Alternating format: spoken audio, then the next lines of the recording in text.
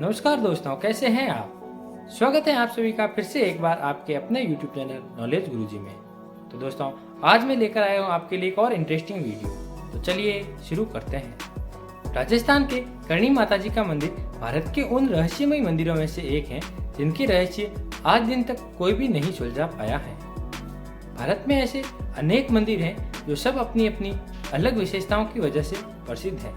कोई अपनी अद्भुत वास्तुकला की वजह से प्रसिद्ध है तो कोई अपने चमत्कारों की वजह से प्रसिद्ध है। लेकिन ये मंदिर यहाँ रहने वाले चूहों की वजह से प्रसिद्ध है। ये मंदिर शक्ति, भक्ति, त्याग और बलिदान की धरती राजस्थान के बीकानेर जिले के देशनोक में स्थित है। ये राजस्थान की उस धरती पर विद्यमान है जहाँ एक और राजस्थान की संस्कृति की झलक देखने को मिलती है तो वहीं इसकी हवा में शौर्य और बलिदान की महक है।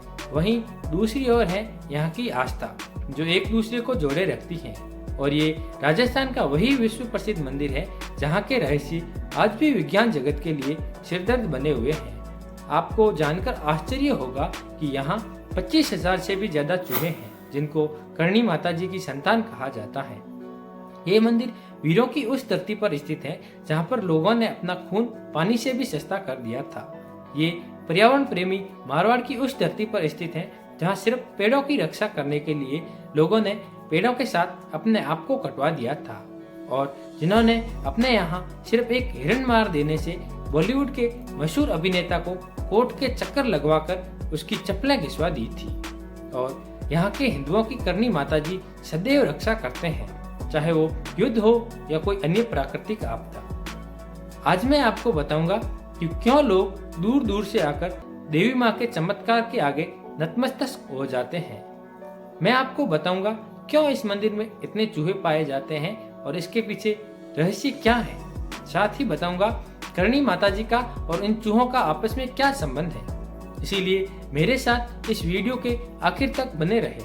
आज मैं इस वीडियो के माध्यम से इन सभी रहस्यों से पर्दा उठाऊंगा। अब जब भी बीकानेर आए और आप जैसे ही देशनोक में प्रवेश करेंगे तो प्रवेश के साथ ही आपको इस मंदिर की भव्यता का पता चल जाएगा। आपको दूर से ही इस मंदिर के ऊपर लहराता माता रानी का ध्वज नजर आ जाएगा और साथ ही मंदिर की शोभा बढ़ाता हुआ त्रिशूल भी दूर से ही दिखाई पड़ता है। ये मंदिर अपने आप में कई रहस्यों को समेटे हुए है। करणी माता जी का नाम लेते ही आपके सामने चूहों से भरे मंदिर का दृश्य उभर कर आता होगा। आप जैसे ही मंदिर के प्रवेश द्वार से आगे बढ़ोगे आपको पूजा सामग्री और प्रसाद से सजी धजी दुकानें देखने को मिल जाएंगी। आपको चूहों को लेकर यहाँ के लोगों में एक अजीब आकर्षण दिखाई देगा जो किसी कोने में नहीं मिलेगा। आपको इस मंदिर परिसर में जगह जगह पर श्रद्धालुओं के बांधे गए श्रद्धा के धागों से परिसर लदा हुआ मिलेगा। करणी माता जी को देवी दुर्गा का ही रूप कहा जाता है। इसी वजह से देश भर से लोग मां के दर्शन करने के लिए चले आते हैं और आपको दर्शन करने के लिए मंदिर के प्रवेश द्वार से ही कतारबद्ध होकर अंदर प्रवेश करना होगा। आप जैसे ही अंदर प्रवेश करोगे आपको मंदिर के बहुत ही भव्य और दिव्य दर्शन होंगे और प्रवेश द्वार के दोनों तरफ देवी दुर्गा के बहाने सिंह विराजमान है और प्रवेश का जो मेन गेट है वो चांदी से बना हुआ है जो बहुत ही भव्य दिखाई देता है। इसमें गजब की नक्काशी की गई है। आप देखोगे कि इसमें हाथी, शेर और करणी जी माँ की तस्वीर को बहुत ही बारीकी से उकेरा गया है। आप जैसे ही द्वार से अंदर प्रवेश करेंगे आपको हर जगह चूहे ही चूहे दिखाई देंगे। कुछ दाना खाते हुए दिखाई देते हैं तो कुछ चांदी के थाल में दूध पीते हुए नजर आएंगे। इस मंदिर में हर घड़ी सैकड़ों चूहे इधर उधर भागते हुए दिखाई देंगे। इसीलिए आपको यहाँ देवी दर्शन के लिए आते समय मंदिर परिसर में हर कदम संभल संभल कर रखना पड़ेगा और इन चूहों को काबा के नाम से जाना जाता है। दोस्तों, अब मैं आपको बताऊंगा करणी माता जी के बारे में। तो माता जी का जन्म 20 सितंबर 1387 को होना इतिहास के पन्नों में दर्ज हुआ मिलता है। करणी माता जी के पिताजी का नाम मेहाजी तथा माता जी का नाम देवल देवी जी था तथा करणी माता जी का जन्म जोधपुर में स्थित सुआप गांव में हुआ था। करणी माता जी के पिताजी मेहाजी किनिया शाखा के चारण थे और इनका गांव सुआप था जो कि जोधपुर जिले के फलोदी क्षेत्र में है। इसी गांव में देवी करणी माता जी का भी जन्म हुआ। माता जी के जन्म की कहानी बड़ी ही विचित्र और रोचक है। मेहाजी और देवल देवी के कोई पुत्र नहीं था। केवल 5 पुत्रियां थीं। मेहाजी को कोई पुत्र नहीं होने की वजह से वे भी हमेशा चिंतित रहते थे। इससे चिंतित अवस्था में उग्र होकर उन्होंने हिंगलाज माताजी के जाने की सोची, जो कि पाकिस्तान के बलूचिस्तान क्षेत्र में स्थित है। मेहाजी ने माता हिंगलाज की यात्रा आरंभ कर दी और फिर माता हिंगलाज उनकी भक्ति से प्रसन्न होकर उन्हें दर्शन देती हैं। तभी मेहाजी ने वरदान स्वरूप अपना सम्मान मांगा। हिंगलाज माता तथास्तु कहकर अंतर्ध्यान हो गए और कुछ दिनों बाद देवल देवी गर्भ से हुई। फिर जैसे जैसे गर्भ प्रसूति के निकट पहुंचा तो मेहाजी ने मोढ़ी मुलानी और आख्या ईरानी नामक दाई को देवल देवी की देखरेख में लगा दिया। प्रसूति का समय निकल गया, अर्थात 10 महीने, 12 महीने, 15 महीने, 18 महीने बीत जाने के बाद भी प्रसव नहीं हुआ।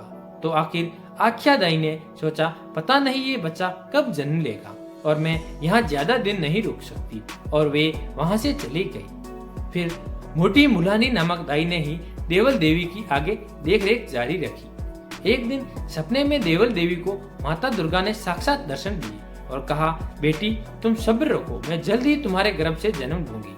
करीब 21 माह बाद देवल देवी ने एक शिशु को जन्म दिया। जब मेहाजी ने अपनी बहन से पूछा, क्या हुआ, लड़का या लड़की, तो बुआ ने गुस्से में तंज कसते हुए कहा कि फिर से पत्थर हुआ, अर्थात फिर से लड़की हुई है। उन्होंने अपनी उंगलियां अर्थात मुट्ठी भींचकर गुस्से में यह बात कही तो उनकी सभी 5 उंगलियां ऐसी की ऐसे चिपक कर रह गई। उन्होंने सोचा, शायद मुझे वादी हो गई है, परंतु यह देवी का अपमान करने की सजा थी। जैसे ही देवल देवी को पता चला कि उनके यहाँ पुत्री हुई है तो उनका मन कुछ उदास हुआ, परंतु विधि के आगे वे कुछ नहीं कर सकती थी। फिर 3 दिन बाद नामकरण हुआ। तब करणी माताजी का नाम रिद्धूबाई रखा गया। धीरे धीरे समय बीतता गया और माता रिद्धूबाई बड़ी होने लगी। एक दिन रिद्धूबाई की बुआ पिहर आई हुई थी और वह 5 बहनों में सबसे ज्यादा प्यार रिद्धूबाई को ही करती थी। एक दिन वह रिद्धूबाई को नहला रही थी, तब एक हाथ से अपाहिज होने के कारण वो सही से नहीं नहला पा रही थी। तभी उन्होंने कहा कि बुआ आपको क्या हो गया है, तो बुआ ने कहा मेरा हाथ सही नहीं है। तभी रिद्धूबाई ने बुआ का हाथ अपने हाथ में लेकर कहा, बुआ तुम झूठ कहते हो कि तुम्हारा हाथ सही नहीं है, यह तो बिल्कुल ठीक है। ऐसा कहकर जैसे ही माता ने उनका हाथ छुआ तो उसका हाथ पुनः स्वस्थ अवस्था में आ गया। ये चमत्कार देख बुआ ने मेहाजी से कहा, आपकी पुत्री कोई साधारण पुत्री नहीं है, ये कुछ कारण वास्ते संसार में आई है। और फिर बुआ ने रिद्धूबाई का नाम रिद्धूबाई से बदलकर करनीबाई रख दिया। तब से पूरा गांव इन्हें करणी माताजी के नाम से जानने लगा और फिर ये रिद्धूबाई संपूर्ण विश्व में करणी माताजी के नाम से ही जानी जाने लगी। करणी माताजी जब धीरे धीरे बड़े होने लगे तब समाज की ओर से मेहाजी पर दबाव बढ़ने लगा कि अब करणी माताजी के हाथ पीले करने चाहिए, क्योंकि उस समय बेटियों के हाथ बहुत जल्दी पीले कर दिए जाते थे और मेहाजी पूरे समाज के दबाव में आ चुके थे। मजबूरन उन्होंने अपनी बेटी का विवाह करना स्वीकार किया, परंतु करणी माताजी के लिए कोई वर नहीं मिल रहा था। पिताजी की चिंता बढ़ रही थी। तभी माता करणी जी ने अपने पिताजी से कहा कि साठिका गांव में केलूजी बिट्टू के वहाँ शिवांश ने अवतार लिया है, उसी से मेरा विवाह होगा।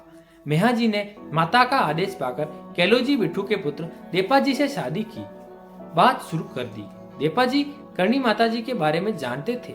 उन्होंने विवाह को बड़े साधारण रीति रिवाज से करना ही स्वीकार किया। विवाह संपूर्ण होने के बाद बारात वापस लौट रही थी। रास्ते में पानी पीने की कोई व्यवस्था नहीं होने के कारण मेहाजी ने रथ और घोड़े के साथ 4 पानी की मटकी भेजी थी। बारात काफी दूर पहुंची तो देपाजी को प्यास लगी। उन्होंने रथ रुकवाकर मटकी से पानी पीना चाहा, परंतु मटकियां खाली मिली। ये देखकर उन्हें आश्चर्य हुआ। तब करणी माताजी ने आवाज दी कि पीछे देखिए, आपके पीछे बहुत ही सुंदर झील में स्वच्छ पानी भरा हुआ है। जैसे ही देपाजी ने पीछे देखा तो आश्चर्यचकित रह गए।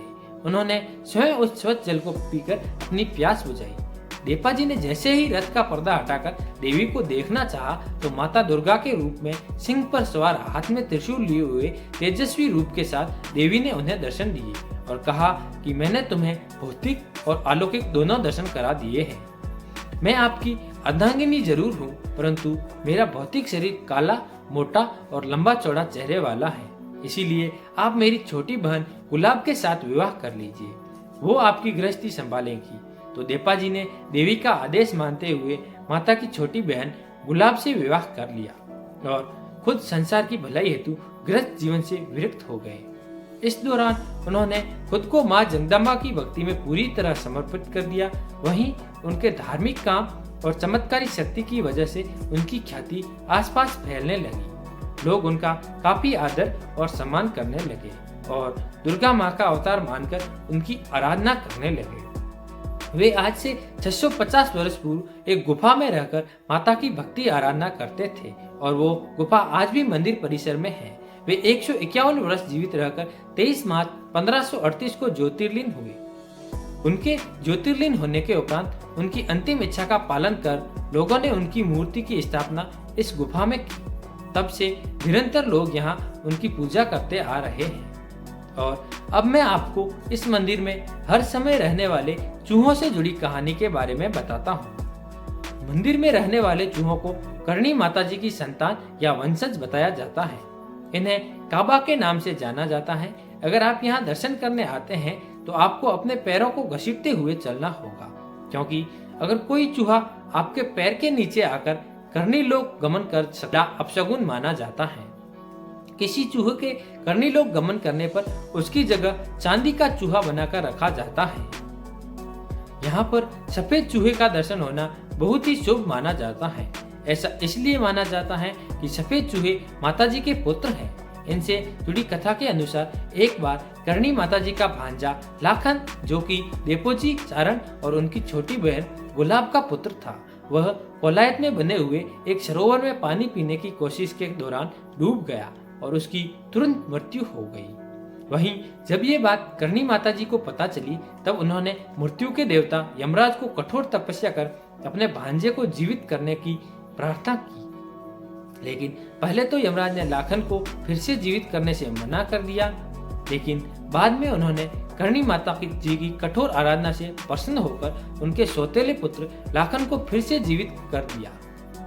इसीलिए करणी माता जी के मंदिर में इन चूहों को माँ का बेटा माना जाता है। उसके बाद माँ ने यमराज से कहा कि मेरा कोई भी वंशज यमलोक नहीं जाएगा। तब से माना जाता है कि जो भी माँ के परिवार से दूसरे लोग गमन करता है वो यहाँ चूहा बन जाता है और माँ की सेवा करता है। मंदिर में स्थापित मूर्ति जैसलमेर के खत्ती बन्ना सुथार ने बनाई है, जो जैसलमेर के पीले पत्थर की बनी है। इस पर शिल्पकारी बड़ी बारीकी से किया गया है। ऐसा लगता है जैसे कागज पर चित्रकारी की गई हो और मूर्ति का मुंह बोल रहा हो। सिर पर मुकुट है, कानों में कुंडल है, बाएं हाथ में त्रिशूल है जिसके नीचे महिष का सिर बंधा हुआ है।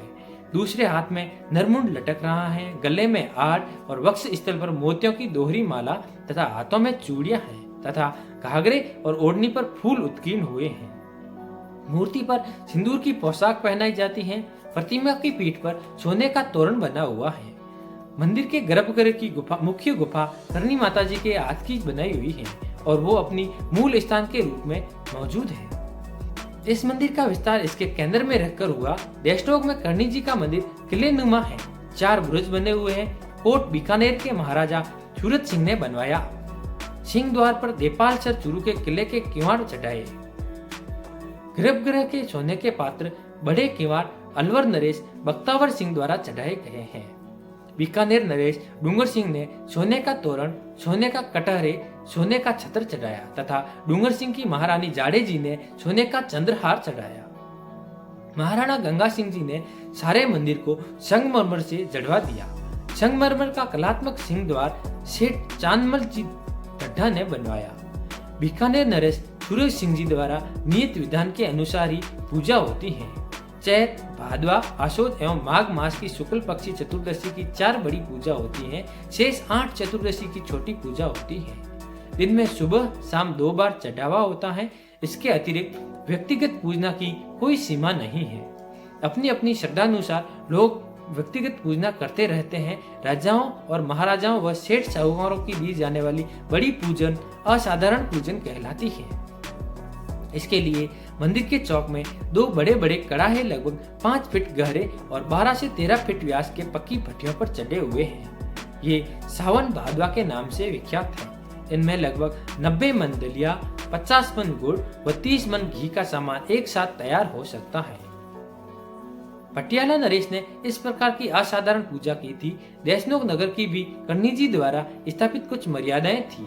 रहने के लिए पक्के मकान बनाने की मनाही थी। स्वयं बीकानेर नरेश की कोठी भी कच्ची थी। केवल सार्वजनिक स्थान ही पक्के हो सकते थे। शराब निकालने वाले कलाल, मिट्टी के बर्तन बनाने वाले कुम्हार, धोबी, कसाई, पात्र आदि को नगर में बसने की मनाही थी। यदि इनमें से कोई भी बसे तो उक्त कार्य को छोड़ना पड़ता है। पर रंगरेज अन्य कार्य तो कर सकता था, पर नील नहीं गला सकता था। नगर या उसकी सीमा में जीव हिंसा की मनाही थी। माता करणी जी ने बहुत चमत्कार किए हैं, जिसमें उनके पिताजी को एक बार सांप ने काट लिया था, तो उन्होंने अपने पिताजी को भी वापस जिंदा किया था। ऐसे कई चमत्कार हैं जो माता जी ने किए हैं। अगर आप माँ के दर्शन के लिए आते हैं तो मंदिर सुबह 5 से रात के 10 बजे तक श्रद्धालुओं के लिए खुला रहता है। मंदिर की यात्रा करने का सबसे सही समय साल के मार्च और अप्रैल या सितंबर या अक्टूबर को माना जाता है। इस समय करणी माता जी के मंदिर में मेले और त्योहार पूरे उत्साह के साथ मनाए जाते हैं और पर्यटक और श्रद्धालु इस मंदिर में दर्शन के लिए साल के किसी भी समय में दर्शन के लिए जा सकते हैं। माता करणी जी मंदिर के दर्शन और घूमने के लिए कोई एंट्री फीस भी नहीं लगती है। यहाँ आने के लिए आप फ्लाइट, ट्रेन और बस के माध्यम से भी आ सकते हैं। करणी माता जी मंदिर यात्रा के लिए अगर आप हवाई मार्ग का चुनाव करते हैं तो आपको बता दें कि मंदिर का नजदीकी एयरपोर्ट जोधपुर में स्थित है। जोधपुर हवाई अड्डा से मंदिर करीब 220 किलोमीटर की दूरी पर स्थित है।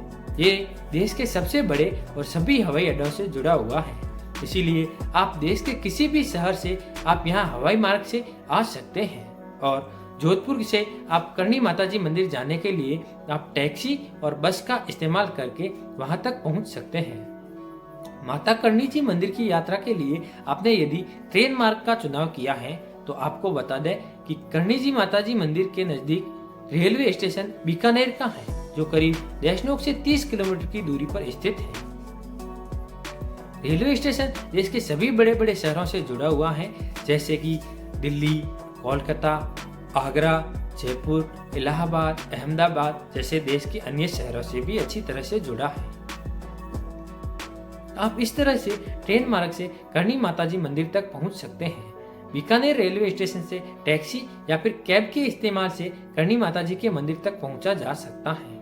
और अगर आप करणी माता जी मंदिर की और यात्रा के लिए सड़क मार्ग का चुनाव करते हैं तो आपको बता दें बीकानेर शहर देश के कई बड़े बड़े शहरों से अच्छी तरह से जुड़ा हुआ है, जिसके इस्तेमाल से करणी माता जी मंदिर तक बड़ी ही आसानी से सड़क मार्ग के माध्यम से पहुंचा जा सकता है। आप करणी माता जी मंदिर बस के माध्यम से या फिर प्राइवेट वाहन और टैक्सी के माध्यम से भी पहुंच सकते हैं। तो दोस्तों, ये थी करणी माता जी मंदिर के बारे में संपूर्ण जानकारी और करता हूँ आपको वीडियो पसंद आई होगी। साथ ही आपको भी जल्द माँ के दर्शन करने का सौभाग्य प्राप्त हो और माता रानी आपकी सभी मनोकामनाएं पूरी करें। इसी प्रार्थना के साथ मिलते हैं हमारे अगले वीडियो में। साथ ही अगर आपने अभी तक चैनल को सब्सक्राइब नहीं किया है तो चैनल को सब्सक्राइब जरूर कर लें और बेल आइकन को प्रेस करना ना भूलें, ताकि आप देख सकें ऐसी और आने वाली नई वीडियो। तो आज के लिए फिलहाल इतना ही। मिलते हैं हमारी एक और आने वाली नई वीडियो में। तब तक के लिए अलविदा दोस्तों।